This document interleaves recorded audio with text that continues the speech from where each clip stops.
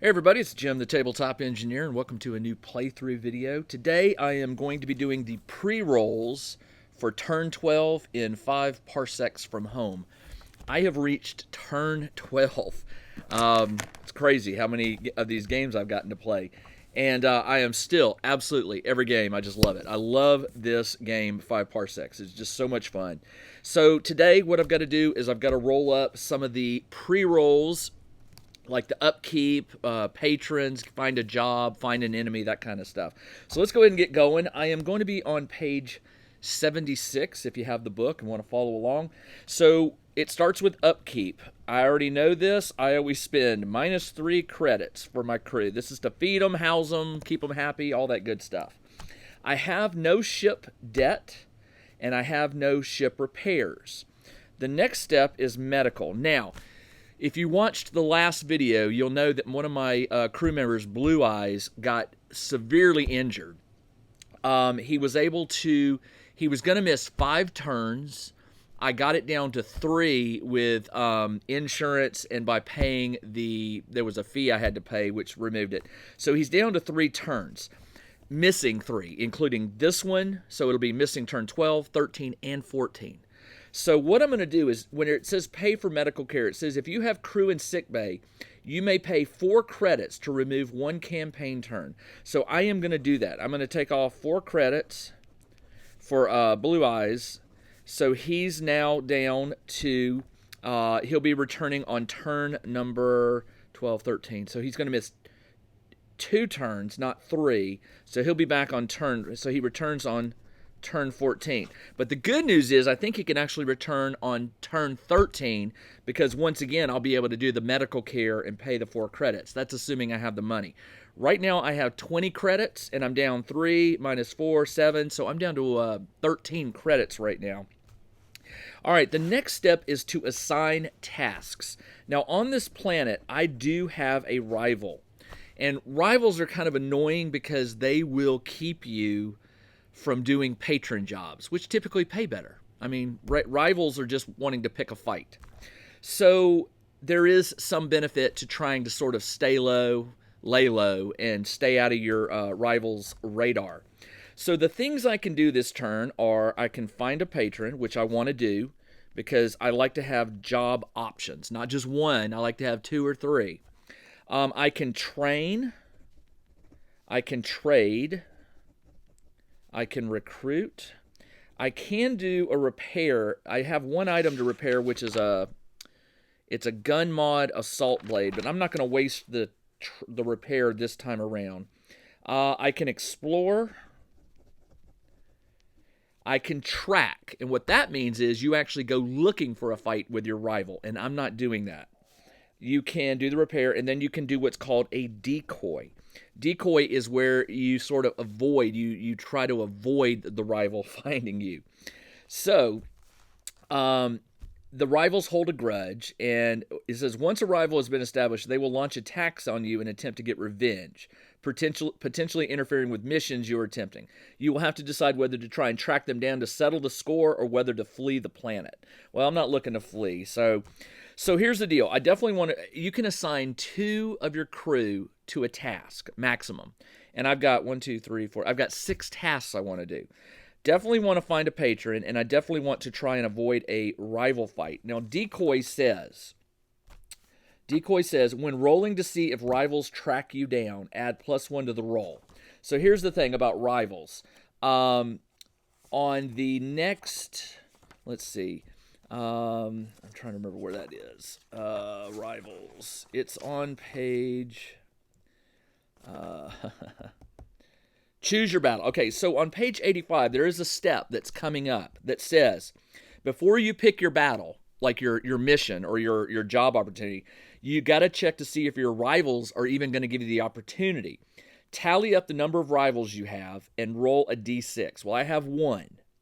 So I'll roll a d6, and I will, if the roll is equal to or lower than the number of rivals. So if I roll a 1, they're going to pick a fight. But the decoy gives me +1 for each crew member sent to act as a decoy. So I only have to assign one crew member to get that +1. And so the minimum I can roll is a 1. Add the 1, that's a 2. It's more than my rivals, so I won't have to fight them. So I will assign one crew to a decoy. I'm going to assign... Now, here's the funny thing about a patron. Right now, I have 2 patrons on this planet. Now, they don't automatically give me jobs, okay? They just help with the modifier to get another patron. But when you roll the d6 to see if you find a patron, if you roll a 6 or higher, you get a second job, and one of those will be one of the previous patrons. Now, my previous patrons are a wealthy client and a private organization. And so... and I think it says you may choose. If you have an existing, the first is from them. If 2 are offered, one will be random. A random existing patron, and the other will be from a new. So I'd have to roll to see whether it's the wealthy or the private organization. But I'm going to go ahead, because I get +2 to that, I'm going to go ahead and assign 2 patrons, and here's why.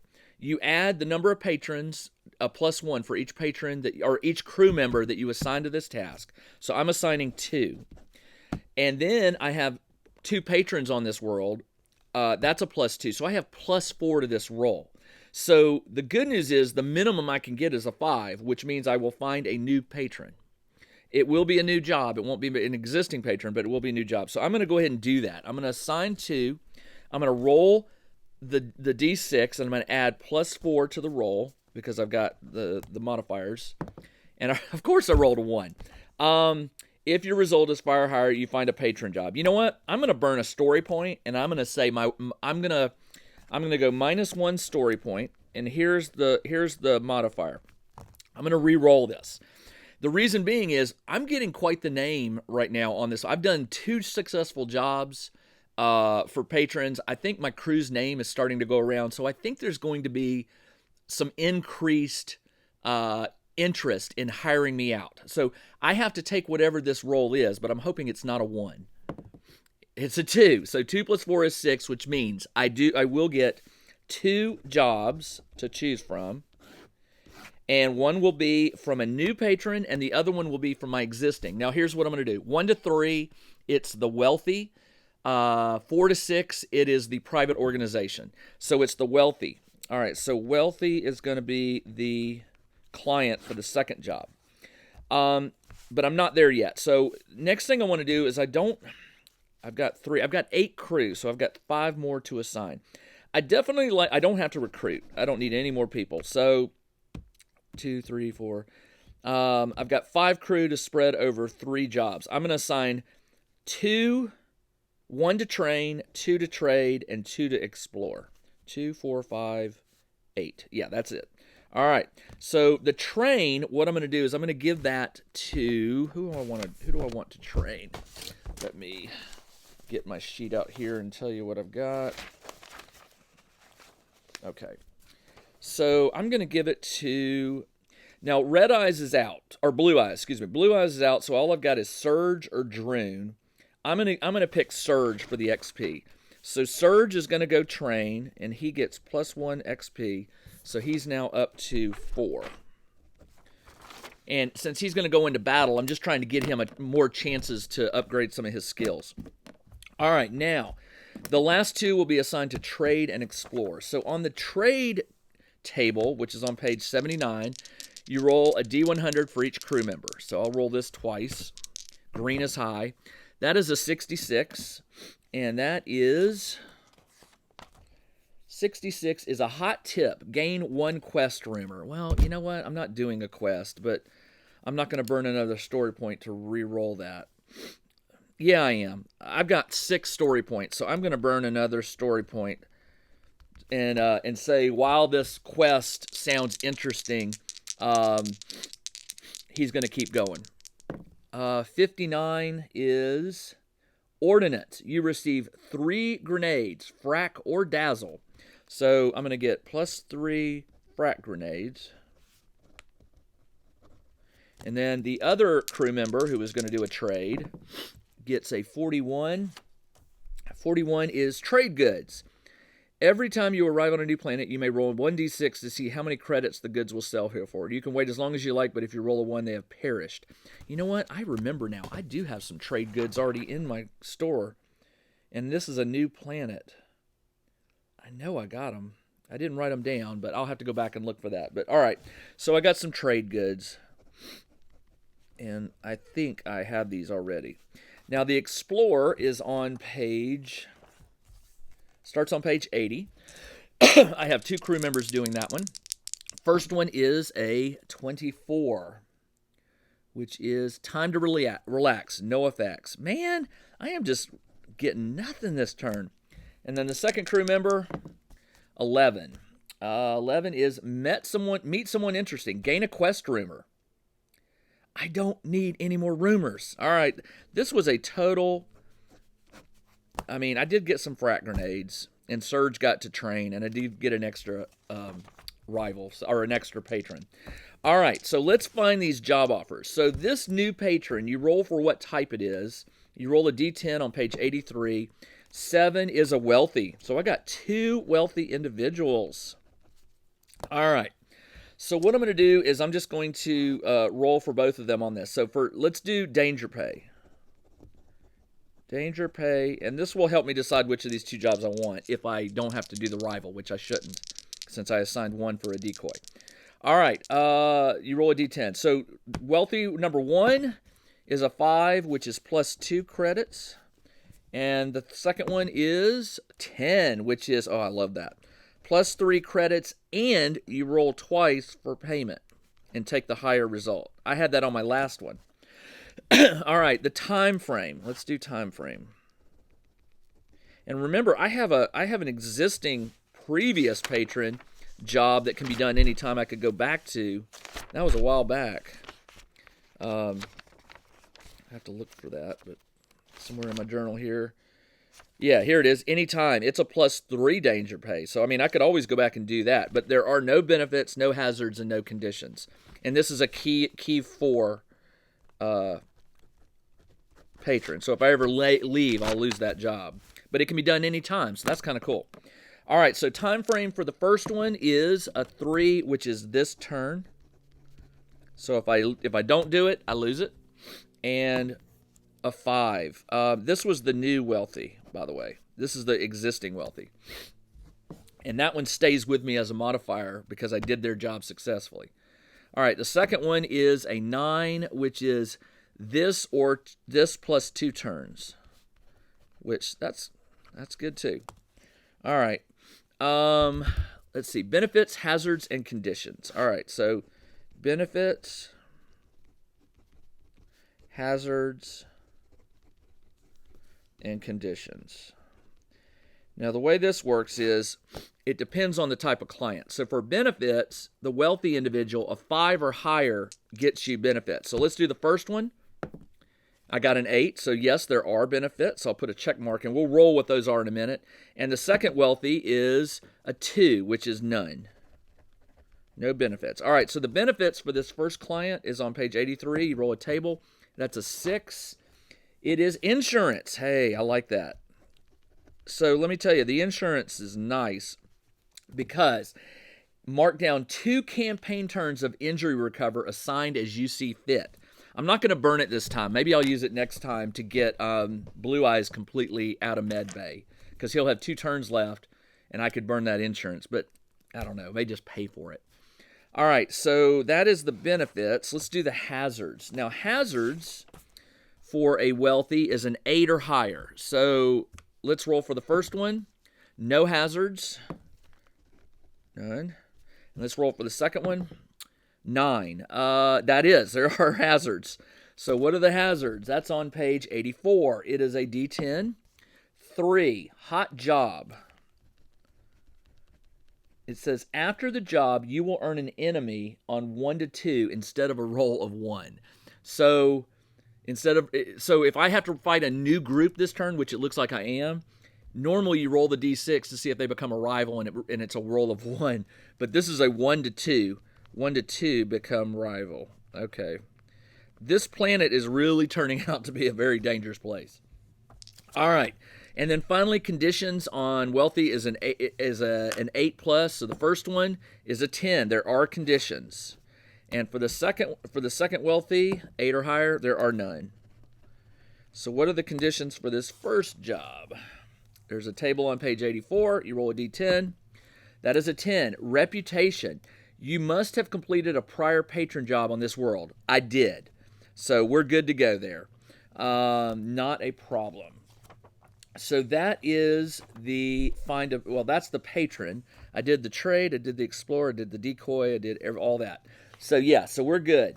All right, now assign equipment. My guys have already got their equipment assigned because Red Eyes, I keep calling him Red Eyes, Blue Eyes is in the med bay. I'm going to give his weapon, which is an auto rifle, I'm going to give that to Surge temporarily. He's going to loan his gun out. All right, resolve any rumors. I'm not doing quests anymore. I kind of explained that in the last video. They're not really going anywhere. I'm not getting much fun with the quest and rumors. Choose your battle. Here we go. Now you roll a d6, and if it's equal to or less than the number of rivals, you have to fight a rival battle. Now I have one rival, so if I roll this and I get a natural 1, I would normally have to fight that battle, but because I did decoy and I assigned 1 to it, I get +1 to this roll. So I rolled a 5. So I do not have to fight a rival battle. But now we have to decide what the battle is. So we will go on to page 88. There are, well, hold on. Let me see something real quick. So I do have to decide which job I'm going to do before I go here. So this one has to be done this turn, and it's 2 credits, and it gives me insurance. There are no hazards and no conditions, nothing that really steals from it. This other job can be done anytime up to 3 turns away. It's +3 credits, roll twice for payment. It is a hot job, so I have a higher chance of getting another new rival.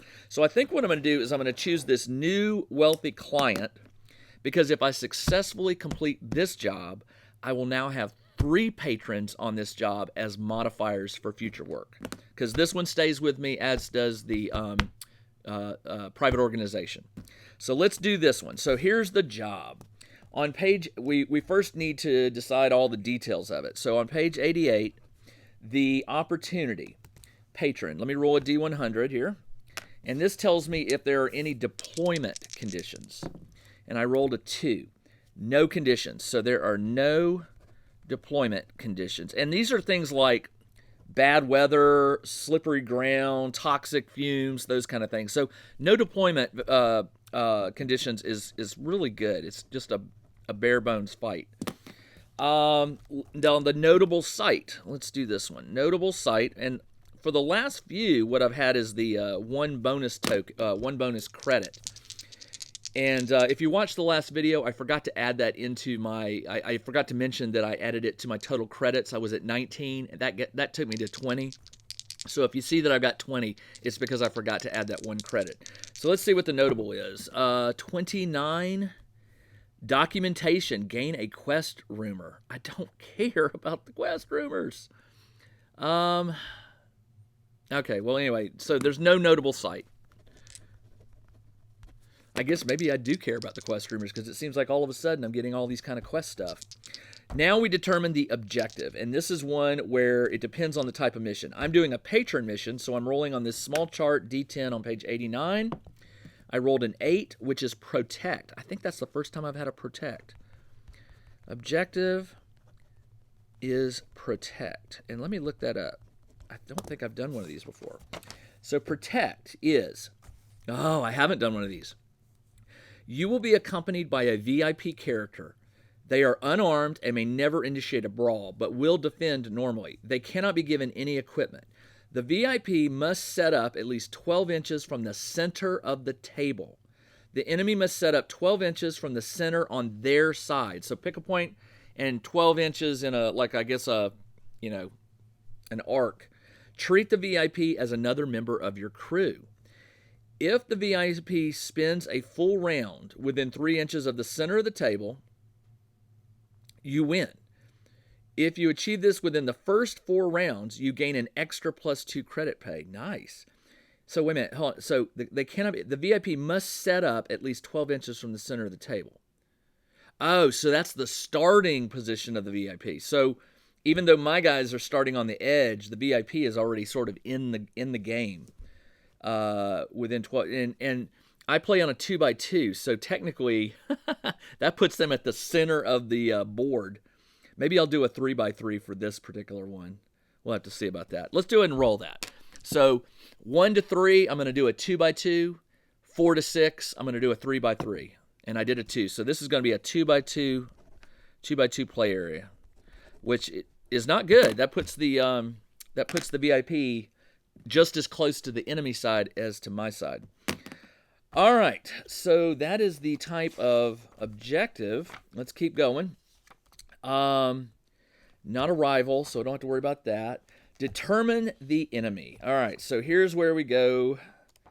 I roll a lot, by the way, I roll a lot of the criminal element. So let's see. I'm rolling on the patron column. Criminal element is 1 to 25, so I don't want to roll 1 to 25. Green is high. I rolled a 44. That is hired muscle, which I've gotten them as well. The other ones are interesting parties and roving threats. I think I got roving threat once. Hired muscle. All right, let's go see what the hired muscle is. So basically, you turn to page 96, which is the hired muscle table. You roll a D100. That is an 11, which is unknown mercs. All right, so here's the thing about hired muscle. Someone has hired goons to stop you. Being paid professional, you are -1 to any attempt to seize the initiative. So -1 to seize initiative. That's a roll that happens at the very start of the game. You have to roll a 10 or higher, and you add the highest savvy of a crew member. But now I'm down -1, so it could be harder to. It's always hard to gain seize the initiative, but now it's even harder. So the unknown mercs, their number is +0 for the modifier. They panic on a 1 to 2. Their speed is a 5. Their combat is +1. Their toughness is 4. Their AI is T for tactical, I believe. And the weapon choices are 2B. Now also, the fringe is crawling with mercenary bands looking to make credit for paramilitary work. Most are sort of honorable, at least when dealing with other professionals. They have a special rule. Let's just call it a day. If they are down to 1 or 2 figures remaining, they will accept ending the fight at any of the rounds. Neither side holds the field in this case. So if I want to hold the field and get that field find roll, I have to either wipe them out or make them run away. Because it says that when they get down to 1 to 2, they will accept ending the fight at the end of the round. So if I choose to accept that, we both walk away and I don't hold the field. So I don't like that, but we'll see. All right, so now let's go back to number of opponents. Here's where you roll the number of opponents. Now I'm doing a campaign crew size of 6. Now I do have 8 crew, but when you start a campaign, you pick the minimum size of your crew, which is, I chose 6. It says roll 2d6 and pick the highest result. So it's 6. So there are going to be 6 of these guys. However, there's a possible modifier to this. So if you encounter 3 to 6, 1 will be a specialist. So I'm used to this. There's going to be 4 thugs, 1 specialist, and 1 lieutenant, because it says there's always 1 lieutenant if you have 4 or more opponents. So that's the basic breakdown. The lieutenant gets +1 combat and a blade to whatever weapon is rolled. Now, before I roll weapons, let's do the unique individual.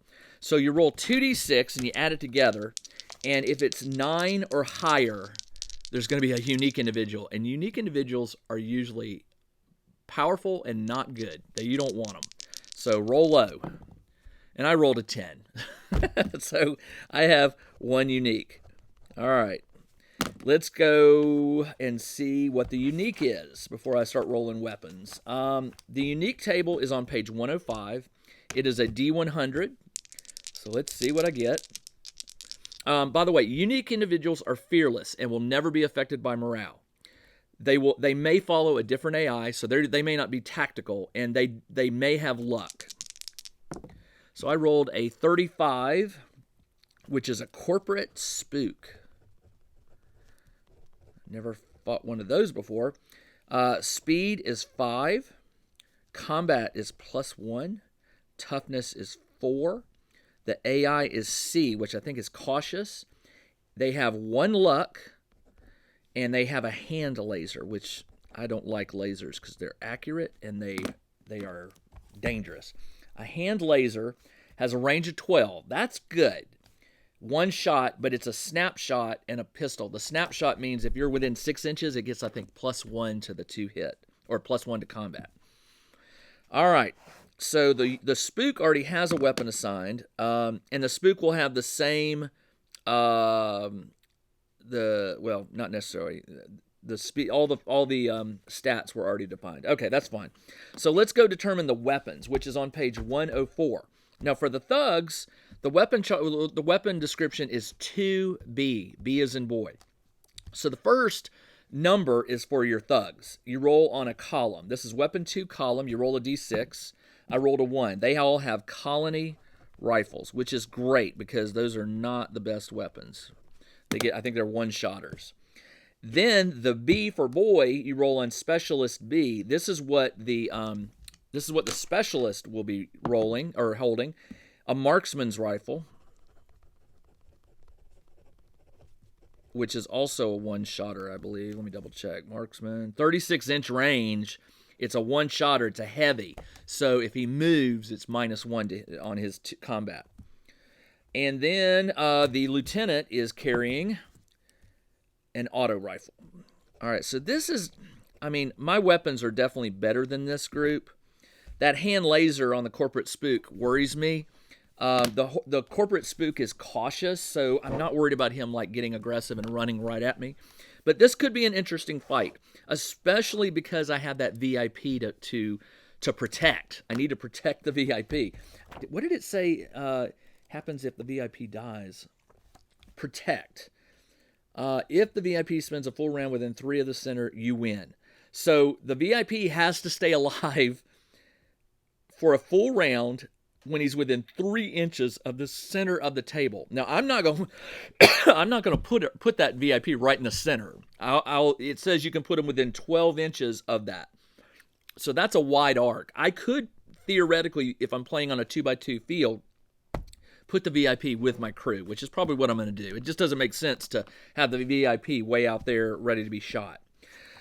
All right, I think that is it for this video. I've got the enemy types, the numbers. There was no modifier to the number for unknown mercs. So it looks like it's going to be a 6 on... Well, no, it's 7 versus 6. There's 6 of them and 1 unique. So it's going to be a 7 versus 6. No deployment conditions. It's a protect job. I'll come up with the story and explain that when I play the game. And this one's going to pay me 2 plus 2 credits of danger pay, and I get insurance if I'm successful with it. So that's great. All right, that's all I have for this video. This is Jim, the Tabletop Engineer. Thanks for joining me on this playthrough video of 5 Parsecs from Home. The next video in this series will be the actual tabletop battle, so come join me for that. That'll probably be up in about a week. Until then, everybody, take care.